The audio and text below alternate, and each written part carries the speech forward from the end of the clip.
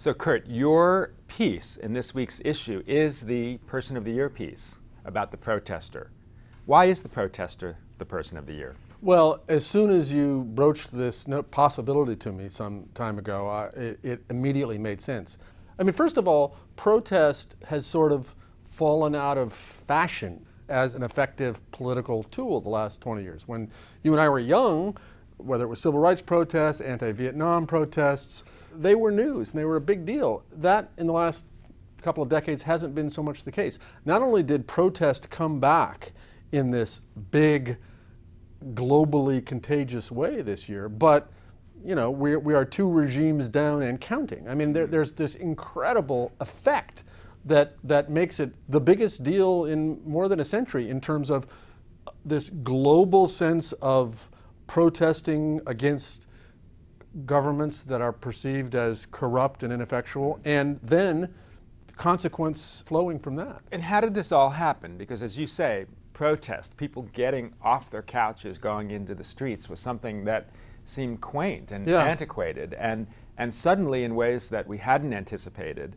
it was a contagion. Right. How did that happen? Well, obviously the conditions in places like Tunisia and Egypt are very different than the conditions in places like Greece and Spain and the United States. The stakes were very much higher. You have these educated, essentially, you know, non-poor, often middle-class young people who are facing high unemployment even as they are more and more part of the world, thanks to technology, thanks to the internet, thanks to Al Jazeera. They feel part of the world, and yet their ability to actually be, as many of them say, stars of their own lives, protagonists in their own lives, was being thwarted. We went to Tunisia, and we went to Sidi Bouzid, which was this tiny little charmless dorp where Mohammed Bouazizi, you know, lit himself on fire. I was so struck by how wretched a place it was and how this enormous change, this revolutionary spirit, could have emanated from a place where you would drive by it and never think twice about it. I mean, given what happened there, where this young man finally just couldn't take it anymore, the kind of bleakness of it in retrospect seems even more acute.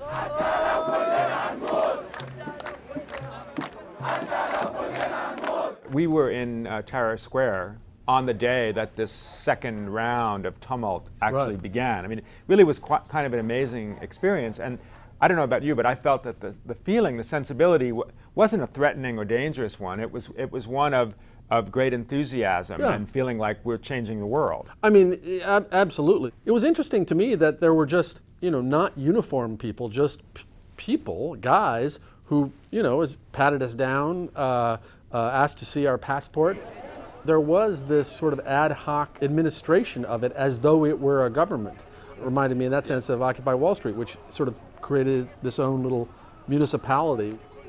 Now, your cousin, your nephew, my nephew. rather, was a stalwart in Occupy Wall Street. Was, and in fact, one of the poignant moments in your story is how when we were in Egypt, in Cairo, you got a text message from him saying that the police were clearing out that he'd been arrested, that he was in jail.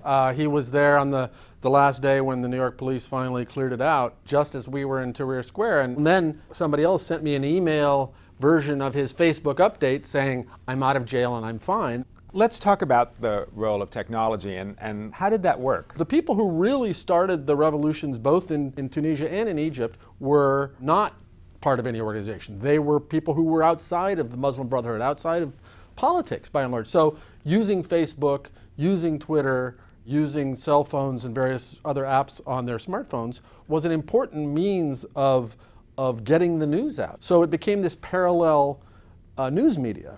I feel as though, if anything, the degree to which the social media were important in those revolutions and those protests has been understated. Really, that it's been understated? I think a bit. I mean, because again, if you really go day by day and hour by hour for the year before these revolutions ever happened and then the weeks that they were happening, the way that social media mobilized and directed protesters to this square at this time and so forth was really extraordinary. Which isn't to say it couldn't have happened without them, but in the event, it happened very much with them. And what about this notion of social networks being contagious? You heard people in occupied Wall Street saying that they were looking at Egypt and Tunisia.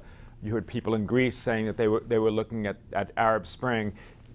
How did that all work? It really was a series of dominoes, this contagion, where each one sort of learned from the next. I mean, the only reason Occupy Wall Street decided to set up a camp and stay there until they were forced out is because that's what they'd done in Madrid and Athens and elsewhere in Europe. Right. And that's, again, what's amazing about this year is that there were these tens of thousands, hundreds of thousands, millions of people all over the world, and not all young, although mostly young, who were really stepping up and doing more than pressing like on a Facebook page. Right. So where do you see it all going? And because this is very much the beginning of something. It doesn't feel like the end of something.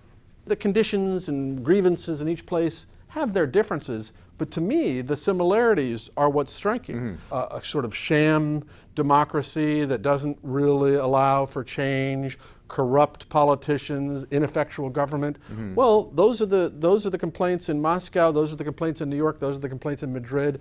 At a very much more profound level, they were the complaints in Cairo and Tunis. So I don't believe this is going to be the fad of 2011. As to what's happened during this past year, there's no better guide than the piece that you wrote for us. That's very sweet. So I recommend everybody reading it. Well, thanks for letting me do it, and thanks for coming with me on the reporting trip to North Africa.